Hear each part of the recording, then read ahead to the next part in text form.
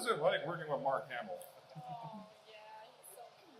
Well, as a former Star Wars nerd boy and occasional Star Wars nerd boy now, oftentimes you come into a session, you don't know who's going to be there. I mean, sometimes I would get the script in advance, but again, I wasn't so in following the whole show all the time that I didn't know who he played or what was going on. So, I just sort of walked into the studio because Boomy isn't with him until the very end of the series. So I suddenly walked in and I'm like, oh, it's Mark Hamill. And now he was sitting behind me. So when we all work, it just depends where you're sort of seated. We're all isolated, so there's no overlap. But I was completely like, oh my God, yeah.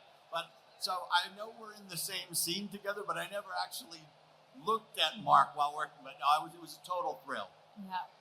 Yeah, when I worked with him, the door opened and mist came through the room, and there was a man in all black. It's all head to toe black, and I was like, in my mind, that's Mark. He's my father, and then he floats across the room, and then we do this whole thing. He's yelling at me. He scars me. I'm like, father, no father. You were the whole thing, and then he Mark, you're my father. Yeah. Mark. And he just kind of floats out of the room on the mist, and it's just a wild experience. That's it. When we got action figures for this show, somebody looked at me and said, Mark, isn't it amazing we're going to be action figures? Can you imagine how cool it's going to be to be an action figure?